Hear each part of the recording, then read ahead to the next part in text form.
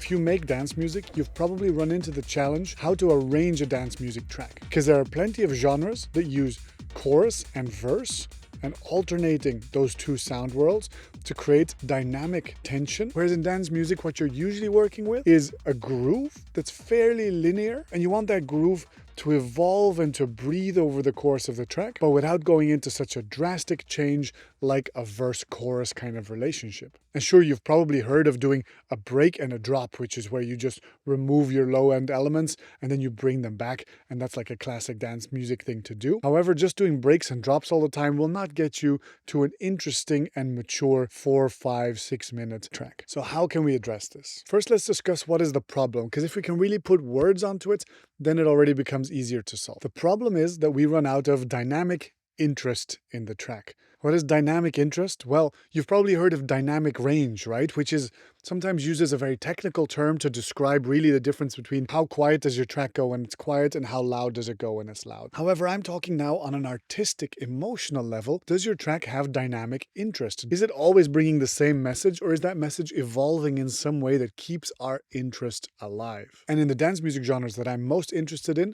the idea is often that less is more, so you're not trying to constantly introduce new big musical ideas. You're trying to sell one core idea really well. And so let's start with that. Let's just call that core idea your groove. This is a pretty simply designed low end using my techniques from the Grainy Kicks video. Go check that one out. And on top of that, it has a polymetered synthesizer that's been put through a bunch of processing, so it's constantly evolving a little bit. And this thing in itself is the core. And when I heard it, I was like, okay, this works. This will be the basis of a techno track that I want to make. But what now? If I just let this play, this is going to get really boring really quickly. So once you have a groove that you are actually genuinely happy with, let's start with the assumption that the backbone of every single dance music track is blocks of 16 bars. And a block of 16 bars in most dance music tempos is about half a minute. So if you're aiming to make a track of, let's say, about 5 minutes, that just means you've got 10 blocks of 16 bars. That's your musical storytelling canvas. You need to tell a story that is in some way interesting across those 10 times 16 bars. And it really helps to visualize that, so let's draw it out together. And I do mean literally draw. Watch this.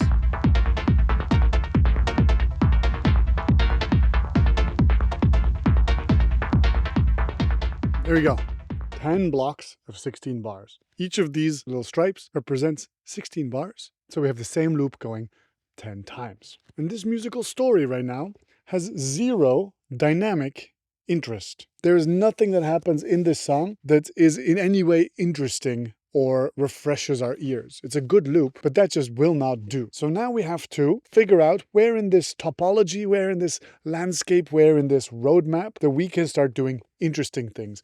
And so we're going to just draw some things in, and I'm going to give you a small toolbox today of ideas that will help you keep different moments fresh. Now, whatever you do, don't just go into your project and copy out your loop 10 times, right? The workflow that I recommend is to get one of these loops really good and like sound design all the different elements and ideas that we're going to do. And only then, once you've got it very clear in your mind what all your ingredients are, then spread it out onto a timeline. That's my recommendation. Now, the first tool to create dynamic interest that I'm going to give you is shifting gears in your top percussion. And that means specifically the hi-hats. And if your song has some kind of clap or backbeat or snare, that's included in that as well. So whenever you go from one section to the next, it is good if some kind of gear shifts in your high percussion. And that just means adding in some elements and or subtracting some elements at the same time as you go from one of the blocks to one of the next blocks. This is one of the easiest ways that you can create an energy contour for things to feel like they're shifting and moving forward. So what does that mean in terms of elements that you need to prepare? Well, you need to prepare a bunch of different options for your high percussion. You need to prepare a bunch of different styles of hi-hats that you enjoy, and make sure that you have elements that are up close, elements that are far away, elements that are short, elements that are long like rides. Have some closed hi-hat options, have some open hi-hat options, and figure out if there's something on the backbeat. So that's every boom, clack, boom, clack. That's the backbeat. And so that's another element that you can mute and then bring in whenever you need it. And so if every one of these blocks has a slightly distinct profile in the high end, that's already going to make it feel a lot less monotonous. So that's step number one. So for example, in my track, all the hi-hat layers that I've got are here.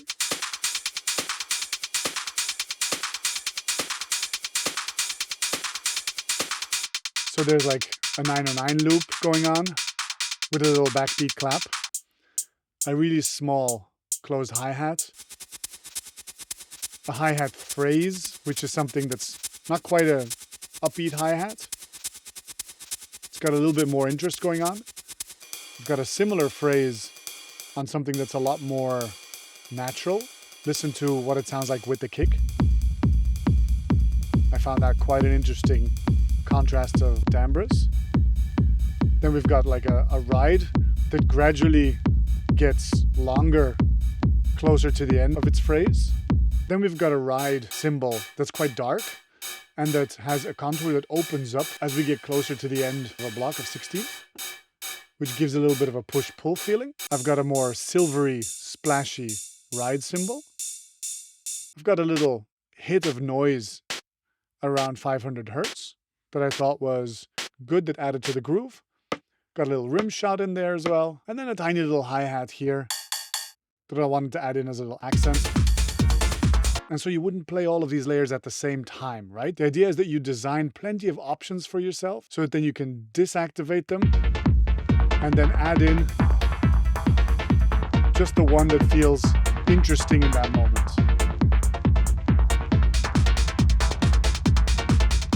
There we go.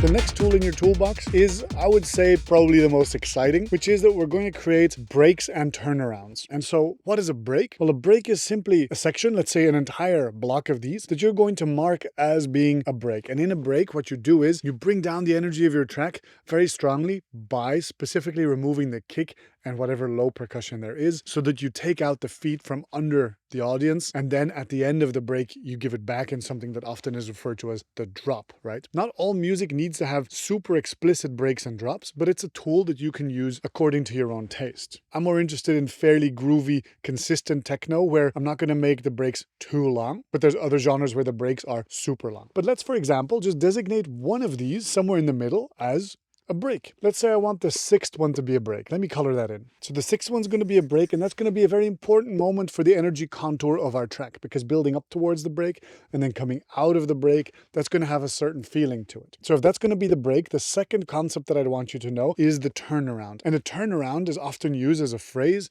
which is just at the end of a musical loop, you do something different to refresh the ears before you start the loop again, right? And so a turnaround in this context, I would say it's that at the end of one of these blocks, you're trying to change the feeling of the loop quite strongly so that when the loop starts again, everything feels fresh. And so you can go quite far with that. It can feel almost a little bit like a break. You can be scooping out the lows, you can be adding in a lot of elements at the top. But I would say that the difference between a turnaround and a break is that a break is really committing to, at the start of one of these blocks, cutting everything out and then staying there for quite a long time. Whereas a turnaround is more gradual and it doesn't really interrupt the flow of the blocks too much. So for example, let's say that we're going to do a turnaround in the second half of the fourth bar and maybe the second half of the eighth bar. But now a valid question would be, how do I set myself up for such a moment? Well, the real thing that you need to do as a producer is to create an idea of a contrasting timbre compared to your general normal loop. So bring it back to the original goal. The original goal was to create dynamic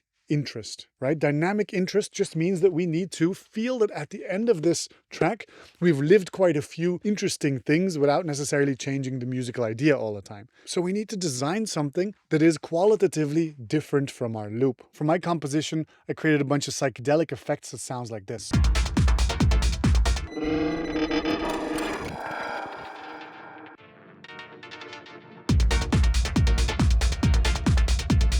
So do you hear how that briefly refreshes the ear and resets us into a different sound world by creating contrast compared to the original timbre? So we go from this groove into something completely different for just a moment, creating dynamic interest, and that refreshes the interest of the loop when we start our groove again. Now there's a little footnote to this that I would like to introduce you to as well, which is a third concept in this part that I like to call the squeeze in. Because so far we're really respecting this idea that there are 10 blocks of 16 bars, right? And that's a great starting point. It also makes your song so much more DJ friendly, you know? But sometimes, somewhere in the middle of your song, you can break that rule a little bit because your song will probably not be mixed with a different song at that moment. And so you're free to sort of blur the boundaries of things a bit. And so specifically what I mean is squeezing in between blocks of 16, adding in some kind of interest, some kind of contrasty moment of maybe a bar, 2 bars, whatever amount of bars you think. I mean, the longer it gets, the more it just resembles what a break is doing. These are just concepts, they're not rigid definitions, right? But a squeeze in is just an exception to this layout a little bit that you can use to inject some contrast and to catch the listener a little bit off guard if they think that they've understood the pattern of predictability a bit too well. So where will I do a squeeze in this little arrangement that I'm thinking of? Well, I've already kept the story quite interesting and I don't want to do it too much at the front or too much at the back because at that moment your track is probably being mixed with a different track. So let me do it here just after this first turnaround and maybe after this last turnaround as well. In this track it could be linked to the turnarounds. It doesn't have to be that way, but in this track, why not? I'm just creating a composition myself, right? And just to remind you, this is not the only layout for a dance music track. I'm just applying the concept to a hypothetical series of 10 blocks, right? You do your own series and start drawing out a contour for yourself. And it really helps to just do it like this for once. So you can really separate out the different roles from you as a sound designer. Really just think like a composer for a moment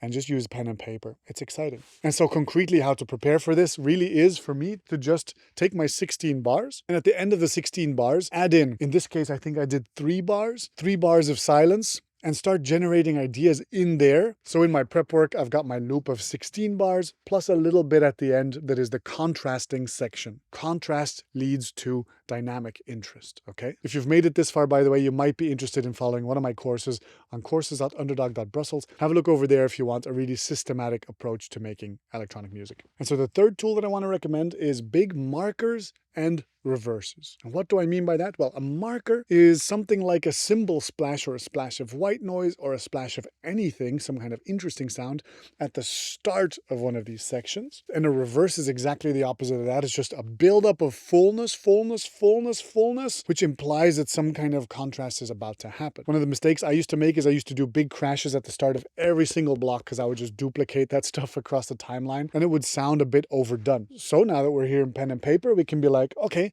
at what moments could it use a little bit of a splash of energy to keep things fresh? Let's say for me, I think here could do quite well and maybe here as well. And then similarly, are there places where I really want things to build up in a big kind of a reverse towards the end of a loop? Well, I think here would make a lot of sense, building up into the break. And maybe here before the last block. I don't know. This is just a hypothesis.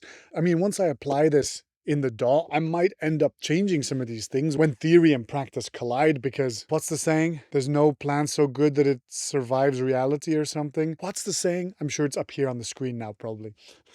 There's some kind of saying about that. And you know, one of these reverses could also just be manifested as a synthesizer opening up its filters and its envelopes and just creating a wall of sound that then goes away afterwards, right? It's another way of creating contrast. But the most obvious technique here that you can prepare is take a few key elements of your track, put them through enormous reverbs, and just print that stuff to audio, and then place it in the right place and maybe reverse it. Give yourself several layers like this, some in the mids, many in the highs especially, and just prepare a bunch of them for future you who will be grateful to have these options while you're doing the layout.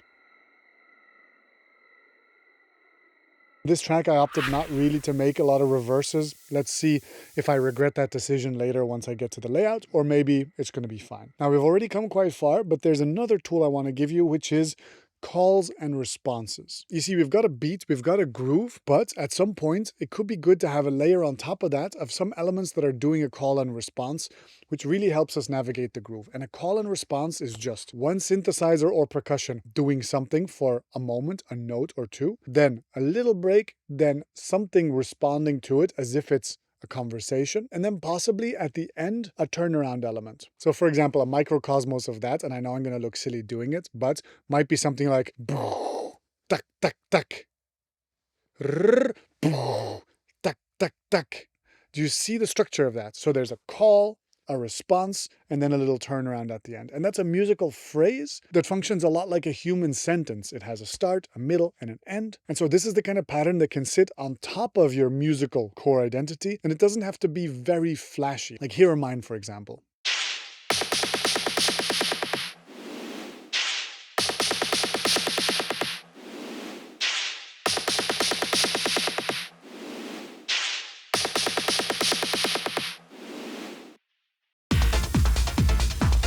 I'm obviously still going in circles on the mix down on this track, so don't pay too much attention to that, but you see the musical concept. So those are two options for me in call and response later that I can use. And how am I going to mark them on this? Well, they're not going to play the whole time. What they do is they add like an extra depth to certain blocks whenever things are starting to get stale. So what I'm going to do is I'm going to start marking pluses and minuses on here. And the pluses are when I add more dense layers to things, and the minuses are when I strip things back. And for example, we haven't really discussed that yet, but the intro and the outro, for example, for me can be minuses. There can be less playing there than the core groove. So that's cool. So let's think of it as like minus, neutral. Then maybe it's time for a plus, and a plus just represents one of the polymeters, which can then go away. There's a turnaround. What happens here? Do I do a plus or not? What's my intuition telling me? Yes, I think I should do a plus there. Then there's a break. Then there's a section. Am I going to need a plus there? I think maybe yes. In fact, I'm going to write down plus plus. I don't know yet, but I think I need multiple elements there. Again, in practice, I can just see how it feels, but right now, in theory, I'm just going to organize it like this. So then here we go maybe back to the normal loop, and then back to a normal loop, and then go to the minus. Okay. This is a good idea. So as you can see, we're just adding the pluses as an element sometimes, and then we can take it away as well. So this is like shifting our core groove into an extra gear. If you have the time, create a couple of call and responses, because in practice, some of them might just not work that well once the track is laid out. I'm already kind of like 60 to 70% on the fence with the ones that I've created. So I'm gonna have to see how it flows once we're actually in an arrangement. There's another side note to that, by the way, which is that instead of a call and response, or in addition to a call and response, you can also add a polymeter element. And that functions very much similar in that it's a layer that you add in sometimes to add in a little bit of flavor. And I've created for myself 2 layers as well of that, just so that when I do, for example, the plus plus, I have some options.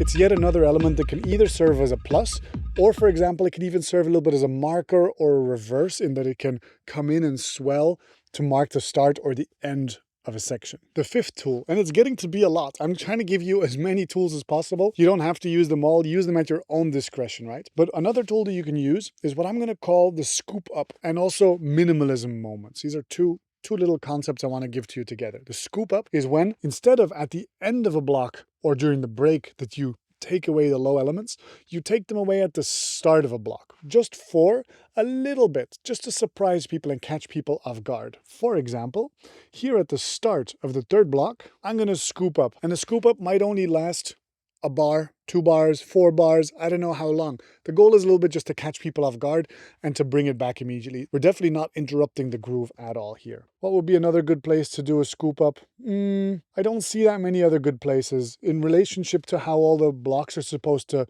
flow with each other, I'm just not going to do it in any other place. I'm only going to do it there. And then a minimalism moment is a moment also, again, at the start of a block, where you strip things down to really just the essentials. So I'm not scooping up the lows this time. I'm going to play just the kick and maybe the lead element or something, because we're adding so many elements here, right? We're making things dense and busy, but the overall goal was to create contrast. And so you can't have much without having little, right? So you need to create that contrast. So at which moments can we create a minimalism moment? Well, I might try it here right after this is going to be a moment where a lot is happening, and I might try it here. I'm going to mark them both. Let's see in practice what the track really wants once I get into it. And again, a minimalism moment doesn't have to be for an entire block. That might get a bit too minimal. That might get a bit too boring. You might just want 2 bars or 4 bars where there's just no hi-hats, no nothing, so that then they could come rushing back in and make that block exciting. And now the sixth and last tool that I want to give you, and one that I might not even apply on this song, is that your core synthesizer or percussion in the groove, it might want to evolve throughout the track. It might want to be performed rather than programmed. So is there a way that